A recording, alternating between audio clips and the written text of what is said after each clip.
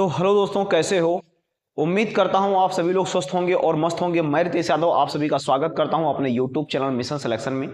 जैसा कि मैंने जियो में जनन कैसे होता है, जियो में जनन क्या है, इस पर मैंने चर्चा की आपने पहले वीडियो में, उसी का दूसरा पार्ट मैं लेकर आया हूं। तो आप सभी लोग इस वीडियो को ज़्यादा से ज़्यादा शेयर कीजिएगा। और यूपी बोर्ड के पर्पज से बहुत ही इंपॉर्टेंट क्वेश्चन इसमें मैं लेकर आया हूं, इसलिए आप सभी लोग के लिए इतना महत्वपूर्ण क्वेश्चन लेकर आया हूं। बहुत ही मेहनत करना पड़ता है इस प्रकार के वीडियोस को बनाने के लिए, और इस प्रकार के कंटेंट को तैयार करने के लिए सबसे पहले हम लोग को कंटेंट बखूबी पढ़ना पड़ता है और सर्च करना पड़ता है कि कौन से क्वेश्चन कितने वर्षों में आए हैं। तो इतना मेहनत करके अगर हम आपके लिए इतना अच्छा कंटेंट लेकर आते हैं तो आपका भी दायित्व बनता है कि आप सभी लोग ज़्यादा से ज़्यादा हमारे चैनल का शेयर करें और सपोर्ट करें। तो चलिए बिना देरी किए हुए हम लोग अपने टॉपिक पर चलते हैं और बात करते हैं कि कितने महत्वपूर्ण क्वेश्चन है। और यूपी बोर्ड के लिए तो बहुत ही पूरा रामबाण ये चैप्टर है, क्योंकि वही प्रश्नों को मैं लेकर आया हूँ यूपी बोर्ड एग्जाम में कई वर्षों से पूछे जाने वाले प्रश्न हैं। चलिए चर्चा करते हैं उन प्रश्नों पर हम लोग। कि नंबर 1 प्रश्न हमारा प्रश्न है कि पुष्पीय पादपों में लैंगिक जनन। अच्छा, पुष्पीय पादपों में जो फूल होता है, पुष्प होता है, वही पुष्प का जननांग होता है। क्या होता है? जननांग होता है। वही चीज में बताया जा रहा है कि पादपों में लैंगिक जनन का मुख्य अंग पुष्प ही होता है। कौन होता है? पुष्प होता है। मैंने पहले बताया कि जो पादप होते हैं, पादप का जो लैंगिक जनन अंग होता है वो पुष्प होता है। पुष्प के विभिन्न भाग बाह्य दल, डल आदि यौम स्त्री केसर होते हैं। यानी कि हमने कल उस वीडियो में बताया था कि जो पुष्प होते हैं और पुष्प के बाहर यानी हरे कलर की जो निकले पत्तियां होती हैं, इनको मैंने दलपुंज और बाह्य दलपुंज के नाम से बताया था। दल इसलिए कहते हैं क्योंकि एक हो तो दल हो जाए, बाह्य दल हो जाएगा, और कई सारे अगर 5 की श्रृंखला हो जाए तो इसको बाह्य दल कहते हैं। क्या कहते हैं? बाह्य दल कहते हैं। उसी को बाखूबी इसमें बताया गया है। दलपुंज, पुंग, दलपुंज, पुमंग, जायांग, स्त्री केसर आदि ये किसमें पाए जाते हैं? प्लांट में पाए जाते हैं, यानी पुष्पों में पाए जाते हैं। किसमें पाए जाते हैं? पुष्पों में। और यही इनके निषेचन करने का अंग होता है।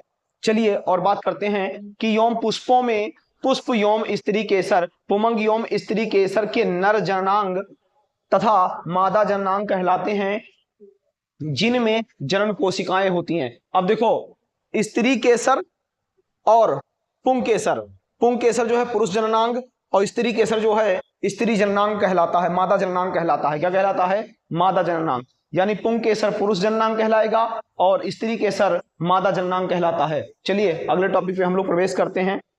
हमारा अगला टॉपिक है क्या, उस पे हम लोग चर्चा कर लेते हैं। अगला टॉपिक हमारा ये है कि पुंग केसर के बारे में। अब कह रहा है यह पुष्प का नर जननांग होता है। जो पुंकेसर होता है ये नर का, ये पुष्प का नर जननांग होता है। यों फूल के कई, एक फूल के कई पुंकेसर होते हैं। प्रत्येक पुंकेसर में नर युग्मक होता है। पुंकेसर परागकण का निर्माण करते हैं। ठीक, ये हो गया हमारा टॉपिक। अब बात आता है किसका? स्त्री केसर का, कि स्त्री केसर क्या होता है और ये क्या कार्य करता है। तो चलिए हम लोग चर्चा कर लें। स्त्री केसर पुष्प का मादा जननांग होता है। मैंने पहले बताया था पुंग केसर जो होता है नर जननांग होता है, स्त्री केसर मादा जननांग होता है। इसमें 3 भाग होते हैं, वर्तिका, वर्तिकाग्र और अंडाशय। यानी स्त्री केसर में 3 भाग होते हैं। देखो एक बार दोबारा बता दे रहा हूं कि स्त्री केसर पुष्प का मादा जननांग होता है। इसके 3 भाग होते हैं, वर्तिका, वर्तिकाग्र, अंडाशय। ठीक, इसके 3 भाग होते हैं। कहना सबसे ऊपरी वाली भाग जो होती है वो वर्तिकाग्र कहलाता है, जो प्रायः चिपचिपा होता है। मध्य भाग में वर्तिका पाया जाता है। मध्य भाग में जो ऐसे पाइपलाइन की तरह होता है इसे वर्तिका कहते हैं। क्या कहते हैं? मध्य भाग में वर्तिका होता है। और सबसे निचला भाग जो इसे फूला हुआ उभरा हुआ होता नहीं है, इस तरह से फूला हुआ उभरा हुआ होता है, इसे अंडाशय कहते हैं। क्या कहते हैं? अंडाशय कहते हैं। कुछ इस तरह से उभरा हुआ भाग होता है, इसको अंडाशय कहते हैं। दूसरा आते हैं बाह्य दलपुंज। अच्छा, बाह्य दलपुंज क्या करता है? भैया पुष्प का रक्षा करने का कार्य जो करता है वो बाह्य दलपुंज करता है। वरना पुष्प को छोटे जब पुष्प हों तभी उनको कोई ना कोई कीट मकोड़े खा जाएं, क्योंकि वो लुभावने होते, आकर्षक होते हैं, रंग बिरंगे होते हैं। इसलिए उनको कोई ना कोई खा जाए। अब आता है दलपुंज। दलपुंज क्या होता है? दलपुंज पुष्प का वह भाग होता है जो रंगीन भाग होता है तथा परागण में सहायक होता है। रंगीन भाग होगा और दूसरा क्या होगा? परागण करने में सहायक होगा। यह आकर्षण का केंद्र फैलाने का काम करता है। क्या काम करता है? आकर्षण का केंद्र फैलाने का काम करता है। अगले टॉपिक पे हम लोग प्रवेश करते हैं। अगला हमारा ये है क्या? जननांगों के आधार पे। अच्छा, पुष्प में कौन से एकलिंगी पुष्प होते हैं और कौन से उभयलिंगी पुष्प होते हैं, उन पे चर्चा करने की बात की जा रही है कि एकलिंगी और उभयलिंगी, कौन से एकलिंगी और उभयलिंगी पुष्प किसे कहते हैं। चलिए हम लोग इस पे भी चर्चा कर लें कि एकलिंगी पुष्प किसे कहते हैं और उभयलिंगी किसे कहते हैं। ठीक, तो बिना देरी किए हुए हम लोग चर्चा करते हैं, कलम लेते हैं और बात करते हैं कि पुष्प, देखो जब किसी पुष्प में एक ही चीज पाया जाए, नर, चाहे नर जननांग पाया जाए चाहे मादा जननांग पाया जाए, तो वो एकलिंगी पुष्प कहलाते हैं। क्या कहलाते हैं? एकलिंगी पुष्प कहलाते हैं। जैसे बहुत सारे आप लोगों ने देखा होगा, जैसे पपीता। पपीता क्या होता है? खेत में या घर के पीछे उगाते हैं और कुछ दिनों तक फूल देते हैं, उसके बाद फल नहीं देते, खत्म हो जाते हैं, तो एकलिंगी, ताकि उसमें स्त्री भाग का परागण नहीं हो पाता है इसलिए वो फल नहीं देते हैं। तरबूज, तरबूज भी अगर दुकानदार जो है तरबूज तुम्हें दे और केवल स्त्री बीज दे दे, तभी केवल फूल फूल करके और फल नहीं आएगा, चला जाएगा। और फिर अगर क्या दे दे, मादा दिया या नर दे दे, दोनों में से, नर मादा में से किसी एक को दे दे, अगर नर देगा तो भी फूल आएगा, फल नहीं आएगा, मादा देगा तो भी फूल आएगा, फल नहीं आएगा। क्यों? क्योंकि उसमें परागण ही नहीं होगा, तो कहां से आएगा? इसलिए दोनों सीड को आपस में मिक्स करके रखते हैं और देते हैं। तो तरबूज और पपीता एकलिंगी के अंतर्गत आते हैं। किसके अंतर्गत आते हैं? एकलिंगी के अंतर्गत आते हैं। उभयलिंगी, उभयलिंगी वह पुष्प होते हैं जिसमें स्त्री जननांग और पुरुष जननांग, नर जननांग दोनों पाया जाए, यानी नर जननांग और स्त्री जननांग दोनों जननांग पाया जाए, उसे क्या कहते हैं? उभयलिंगी कहते हैं। क्या कहते हैं? उभयलिंगी। जैसे गुड़हल, सरसों। अच्छा देखो, गुड़हल में पुंकेसर और क्या? स्त्री केसर, इसे कहते हैं स्त्री केसर। जो बड़ा वाला मोटा सा बीच में होता है ना, उसे स्त्री केसर कहते हैं। और जो उसके साइड में थोड़ा थोड़ा पुतंत टाइप का निकला होता है गुड़हलवा में, तुम लोगों ने देखा होगा, तो उसे पुंकेसर कहते हैं। यानी पुरुष, यानी नर जननांग या पुरुष जननांग बोला जाएगा। ठीक, नर प्लांट है ना, तो नर बात कहा जा सकता है, पुरुष नहीं बोला जाएगा। ठीक, देखो अब आता है हमारा सरसों।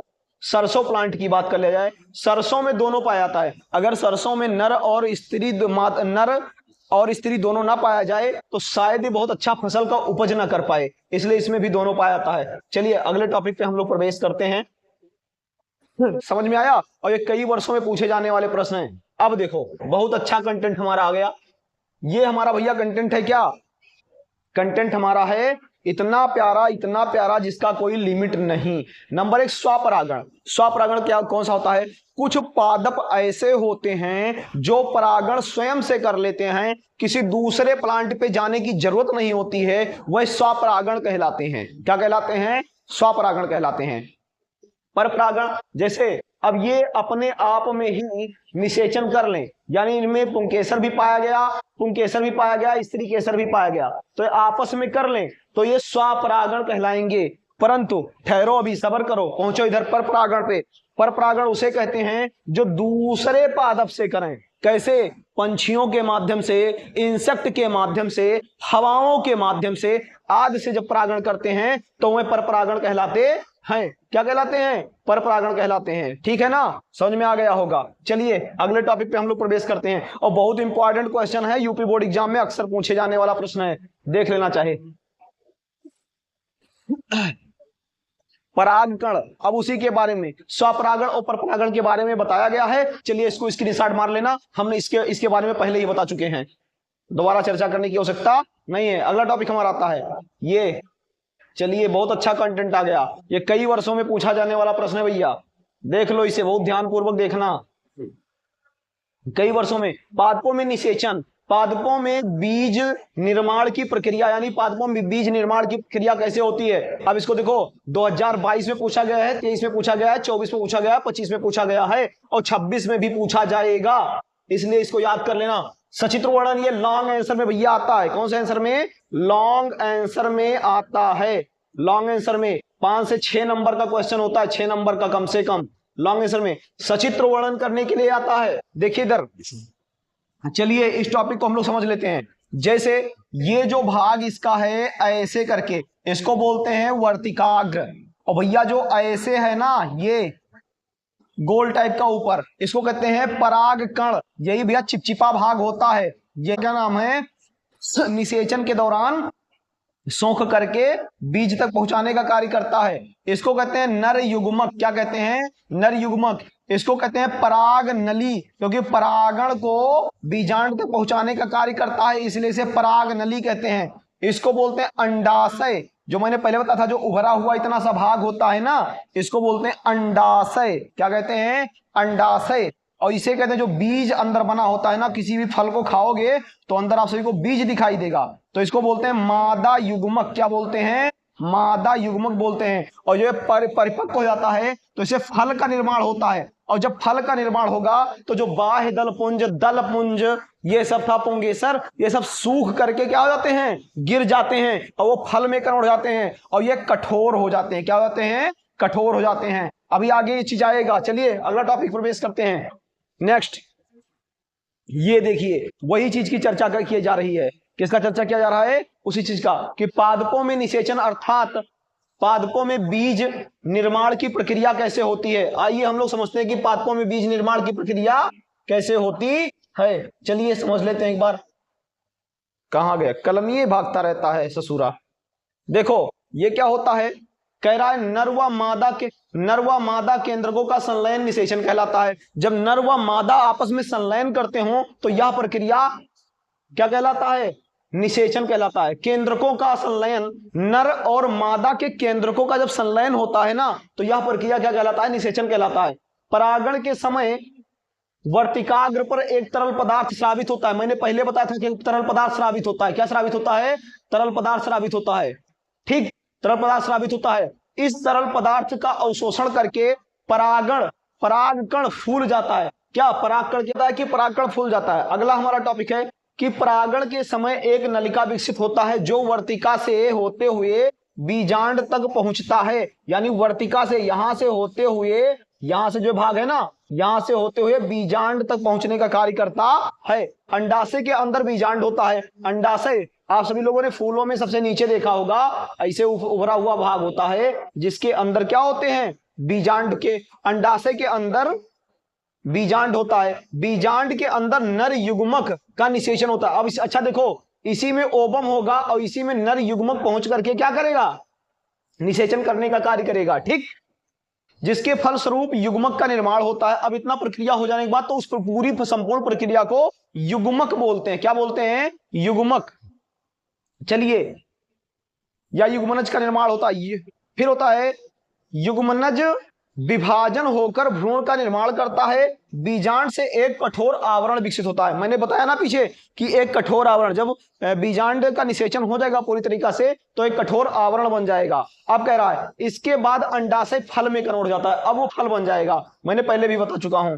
और फल के ऊपरी जो वर्तिकाग्र होते हैं, बाह्य दलपुंज होते हैं, दलपुंज होते हैं, ये सब झड़ करके जमीन पे गिर जाते हैं। अगला टॉपिक हमारा है, चलिए अगला टॉपिक, ये अंकुरण। अंकुरण कैसे कहते हैं, आप सभी सबने चना तो भैया खाया होगा और चना सब लोगों ने देखा भी होगा। क्या किया होगा, चना सब लोगों ने खाया भी होगा और चना देखा भी होगा। 2024 में प्रश्न पूछा गया था भैया, 2024 में यह प्रश्न पूछा गया था। देखिए, जो ऊपरी भाग होती है इसे बोलते हैं प्रांकुर, और जो नीचे भाग होता है इसको बोलते हैं मूलांकुर। लेकिन जब ये अंकुरण करने का ही कार्य करता है तो इसे भावी जड़ बोलते हैं। क्या बोलते हैं, भावी जड़। क्या बोलेंगे, भावी जड़ बोलते हैं। ठीक, और ये जो प्रांकुर होता है इसको बोलते हैं भावी प्रारोह। भावी प्रारोह बोलते हैं। क्या बोलते हैं, भावी प्रारोह बोलते हैं। ठीक है ना। और ये क्या होती है, ये बीज पत्र होता है। क्या होता है, बीज पत्र, जो खाद्य सामग्री को संचित करने का कार्य करता है या खाद्य सामग्री का संग्रह होता है। ठीक, अगला टॉपिक हमारा है मनुष्यों में लैंगिक जनन। बहुत बढ़िया टॉपिक है ना, मनुष्यों में लैंगिक जनन। चलिए हम लोग बात करते हैं कि मनुष्यों में लैंगिक जनन कैसे होता है। आइए चर्चा कर लेते हैं एक बार इस पे भी। बहुत ही इंपॉर्टेंट क्वेश्चन है। कहते हैं नर युग्मक शुक्राणु कहलाता है। जो नर के युग्मक होते हैं वो शुक्राणु कहलाते हैं, और जो मादा के युग्मक होते हैं वो अंडाणु कहलाते हैं। इन दोनों के संयोजन से क्या होता है? इन दोनों के संयोजन से निषेचन का निर्माण होता है। यानी इन दोनों का संयोजन होगा तो निषेचन होगा, यानी मनुष्यों में लैंगिक जनन का निर्माण होता है। इन लैंगिक जनन के निर्माण होने से इन दोनों में क्या होता है? निषेचन होता है। जब मादा के युग्मक और नर के शुक्राणु आपस में क्या करेंगे? संलयन करेंगे, तो पूरी तरीके से निषेचन होगा। क्या होगा? निषेचन होगा, तो भ्रूण का निर्माण करेगा। किसका निर्माण करेगा? भ्रूण का निर्माण करेगा। जनन तंत्र शुक्राणुओं को उत्पन्न करते हैं। देखो, जो जनन तंत्र होते हैं ये नर में जो जनन तंत्र होते हैं वो शुक्राणु का निर्माण करते हैं, तब मादा के शरीर में स्थानांतरित कर दिए जाते हैं। क्या कर दिए जाते हैं? मादा के शरीर, नर अपने शरीर से मादा के शरीर में शुक्राणु को क्या कर रहा है? स्थानांतरित कर देगा। ठीक। अब कह रहा है स्त्री जनन तंत्र अंडाणु को उत्पादन करता है। जो स्त्री का जनन तंत्र होता है वो अंडाणु का निर्माण करता है। शुक्राणु एवं अंडाणु के संयोजन के लिए उपयुक्त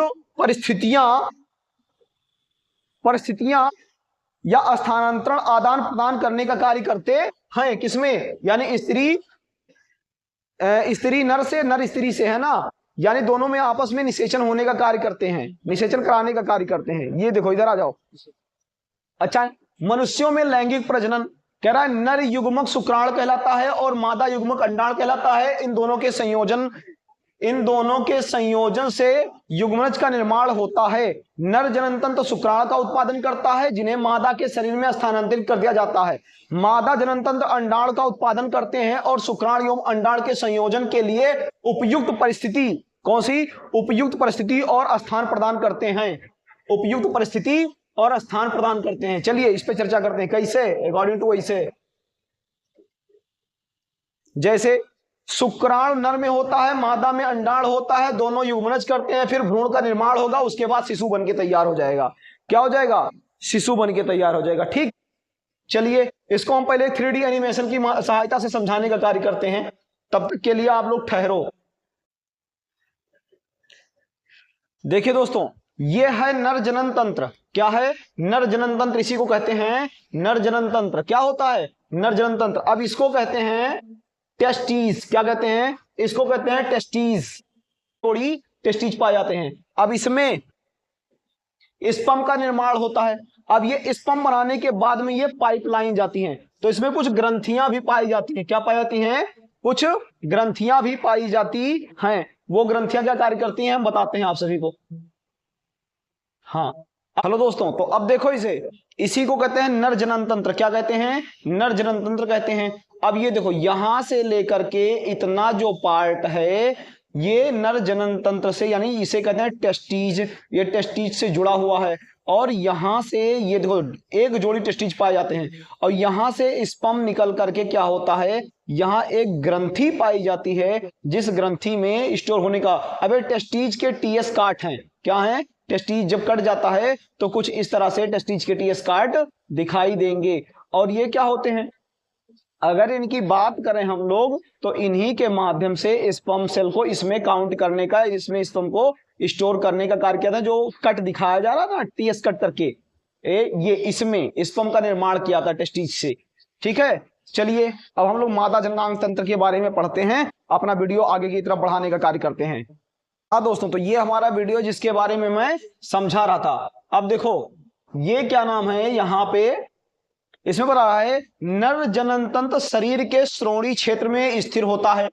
नर जनन तंत्र में एक जोड़ी वृषण सहायक नलिकाएं होती हैं, यानी इसकी सहायक नलिकाएं, उसमें बताया ना, दो नलिकाओं से वृषण ऐसे लटका हुआ है। देखो ऐसे जाके और ऐसे, तो ये क्या दो जोड़ी कौन सी हैं? सहायक नलिकाएं हैं। ये सहायक नलिकाएं हैं। कौन क्या हैं? सहायक नलिकाएं हैं। अधिवृषण शुक्रवाहिनी, स्खलन नलिका, शुक्राशय और प्रोस्टेट ग्रंथि आदि होते हैं। प्रोस्टेट ग्रंथि में क्या होते हैं? शुक्राणु को एकत्रित करने का। यहाँ पे देखो, यहाँ प्रोस्टेट ग्रंथि है जो शुक्राणु को एकत्रित करने का कार्य करती है। यहाँ पे पाइपलाइन पाई गई, यहीं से शुक्राणु क्या करते हैं? निकल करके बाहर जाने का कार्य करते हैं।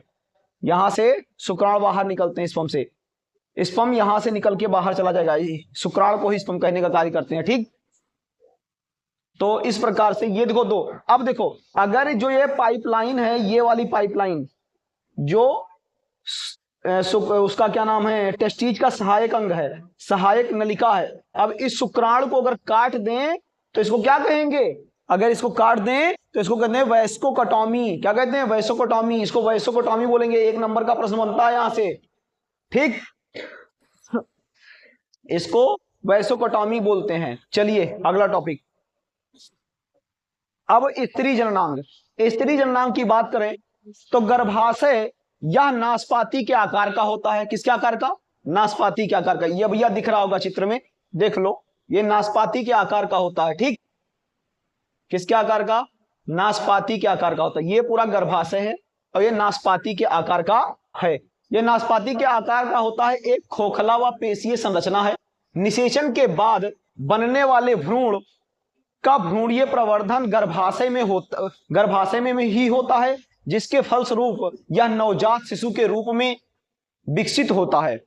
और फिर कह रहा है गर्भाशय की दीवारें बढ़ने लगती हैं। भ्रूण को सुरक्षा और पोषण प्रदान करती हैं। गर्भाशय का मुख्य भाग गर्भाशयी गुहा और गर्भाशय भ्रूण, गर्भाशय ग्रीवा, ये 3 भाग होते हैं। ठीक, कौन से, पहला क्या करता है, गर्भाशयी गुहा क्या करता है, यह गर्भाशय का मुख्य भाग है। ठीक, दूसरा गर्भाशयी भ्रूण, ये क्या करता है, यह गर्भाशय की ऊपरी का गुंबद नुमा भाग है। और गर्भाशय ग्रीवा, यह गर्भाशय का निचला बेलनाकार भाग है जो 2 से 5 सेंटीमीटर लंबा हो सकता है। कितने, 2 से 5 सेंटीमीटर लंबा भाग हो सकता है। ठीक, अगला टॉपिक हमारा आता है। इसके बारे में हम तुम्हें 3D एनिमेशन की सहायता से समझाने का कार्य करेंगे। सबसे पहले इसमें समझ लेते हैं। देखो अंडवाहिनी, सबसे पहले क्या होता है, अंडवाहिनी नलिका गर्भाशय के ऊपरी छोर से दोनों ओर एक एक नलिका निकलती हैं। देखो एक एक नलिका निकली हुई है, एक इधर की तरफ से और एक इधर की तरफ से निकली हुई है। नलिका निकली होती हैं या निकलती हैं, जिससे अंडवाहिनी नलिका कहा, जिसे अंडवाहिनी नलिका कहा था। क्या कहा है, जिसे अंडवाहिनी नलिका कहा जाता है। किसे अंडवाहिनी नलिका कहा जाता है भैया, इसी को अंडवाहिनी नलिका कहा जाता है। क्या कहा जाता है, अंडवाहिनी नलिका, या इंग्लिश में कहते हैं फैलोपियन ट्यूब। ठीक, अंडवाहिनी नलिका अंडाशय के पास जाकर उंगलियों जैसी संरचना में बदल जाती है। ये देखो, ये उंगलियों जैसी संरचना में यहाँ पे ऐसे से बदल जाता है, उंगलियों जैसी संरचना में बदल जाता है। स्वास्थ्य बिल्कुल सही नहीं है, बदल जाती है, जिसे झलरी कहते हैं भैया। जो ये ऐसे से संरचना बनाने का काम करता है ना, इसको झलरी बोलते हैं। क्या बोलते हैं, झलरी, जो कि अंड को पकड़ के रखता है, अंड को पकड़ के रखता है। ठीक, ये झलरी कहते हैं। अंड का निषेचन अंडवाहिनी में, ये देखो यही अंडक यानी अंडवाहिनी, इसी में इसका निषेचन होता है, अंडवाहिनी में इसका निषेचन होता है। चलिए इसको भी 3D एनिमेशन की सहायता से आप सभी को दिखाने का कार्य करते हैं। तो बने रहिए हमारे वीडियो के साथ और देखिए कि 3D एनिमेशन की सहायता से हम आप सभी को कैसे गर्भाशय या भ्रूण दिखाने का कार्य करते हैं। ठीक, तो ये है गर्भाशय। क्या है, ये गर्भाशय का संरचना है, ये बाकायदा गर्भाशय है। और गर्भाशय का संरचना आप सभी के सामने में लेकर आया हूं। देखिए कुछ इस तरह से गर्भाशय दिखाई देता है। सबसे पहले अगर हम लोग देखने का कार्य करें तो गर्भाशय इस तरह से कुछ दिखाई देगा, जिसके दोनों तरफ में देखो क्या अंडाशय हैं। एक ही अंडाशय ये है और दूसरा अंडाशय घूमने के बाद में 3D वीडियो को तो देखिएगा, दूसरा अंडाशय ये है, देखिए। और ये मेन गर्भाशय है जिसमें बच्चे क्या करते हैं, पालन पोषण होता है। इसी में यहां से ये फैलोपियन ट्यूब है, ये जो इतना भाग है ये फैलोपियन ट्यूब भाग है। और इसी को फैलोपियन ट्यूब कहते हैं। क्या कहते हैं, फैलोपियन ट्यूब इसी भाग को कहते हैं। कौन से भाग को कहते हैं, अभी घूमने तो इसे फिर दिखाता हूं।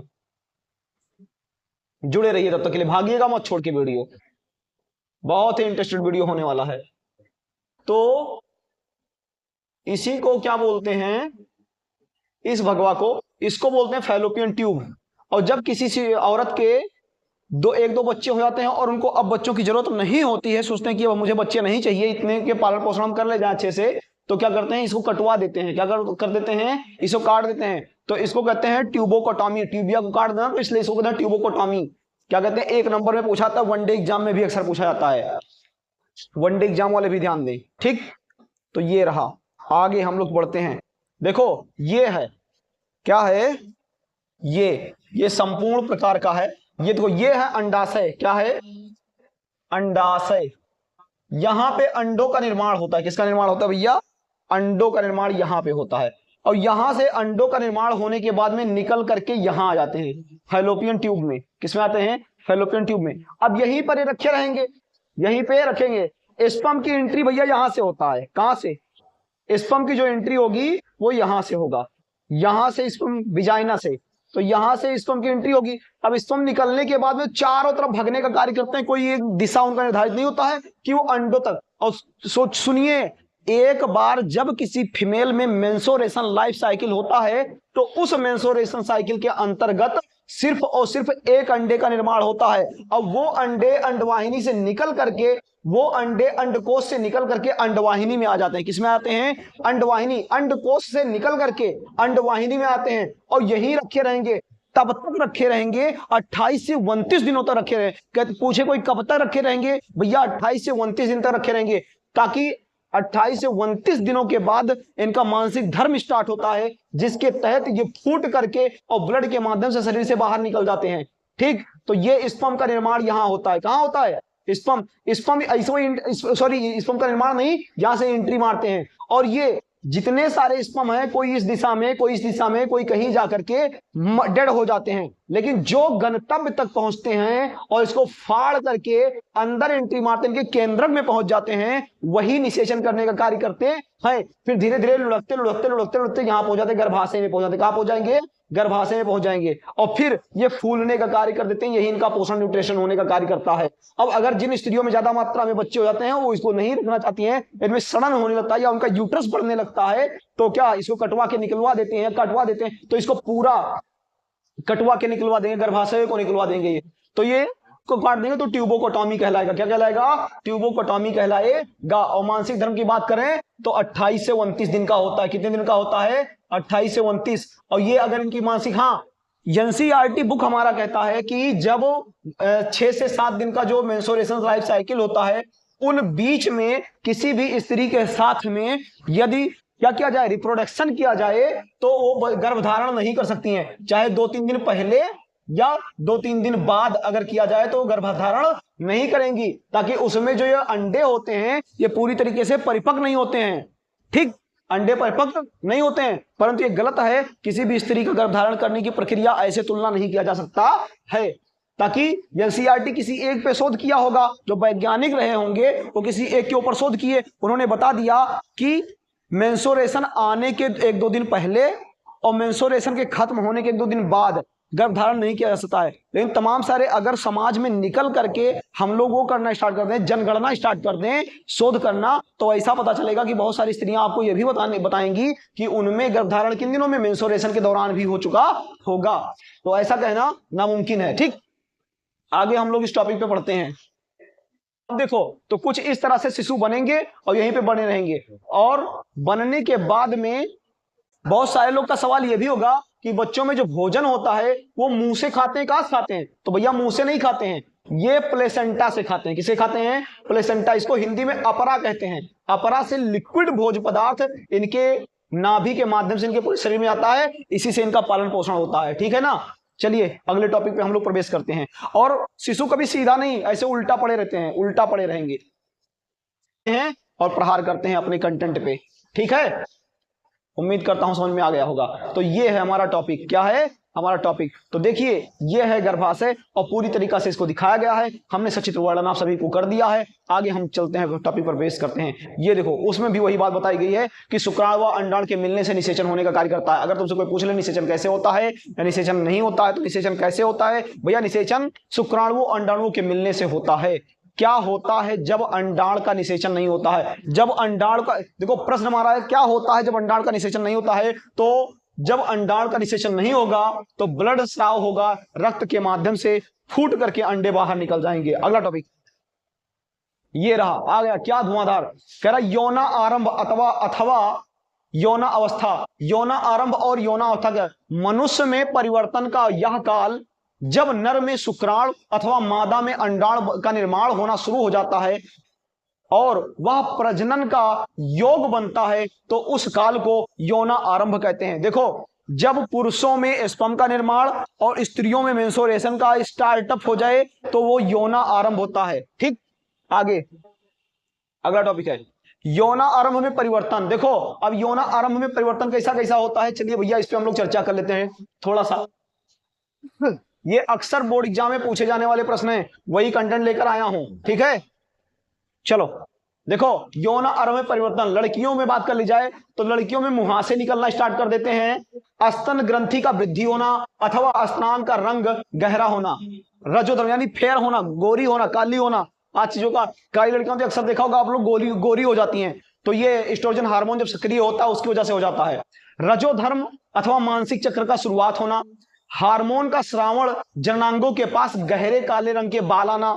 और लड़कों में कौन से परिवर्तन होते हैं, चेहरे पर दाढ़ी, मुहासे निकलना, यानी दाढ़ी वाड़ी निकल आता है ना, मुहासे निकल आते हैं, आवाज का भारी होना, आवाज का फटना, शुक्राणुओं का निर्माण होना। और टॉपिक क्या, जननांग के आसपास में गहरे रंग के बाल का उगना, ठीक, ये बालकों में होते हैं।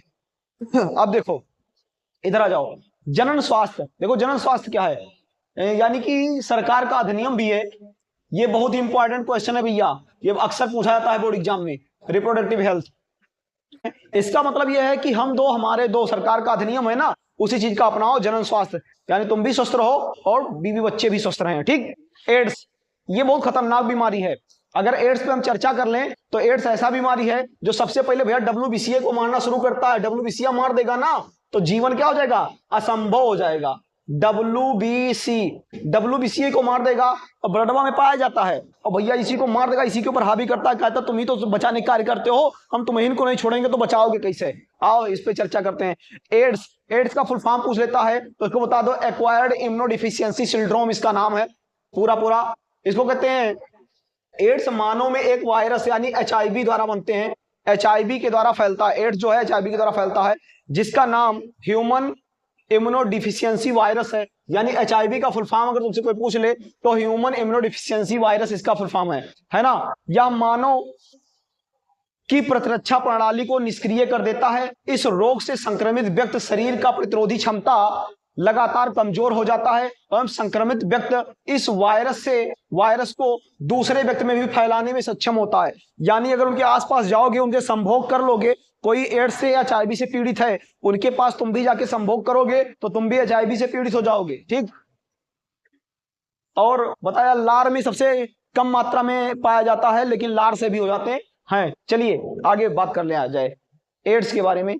तो एड्स 1 दिसंबर को विश्व एड्स दिवस मनाया जाता है, जिसका ये सिंबल होता है भैया, ऐसे सिंबल बना होता है, सिंबल को देख लो, 1 दिसंबर विश्व एड्स दिवस मनाया जाता है, ठीक। ये वनडे 1 नंबर के एग्जाम में पूछा जाने वाला प्रश्न है कि विश्व एड्स दिवस कब मनाया जाता है, तो बता सकते हो 1 दिसंबर को विश्व एड्स दिवस मनाया जाता है, ठीक है। आगे हम लोग प्रवेश करते हैं किस पर, टॉपिक पर। अगला है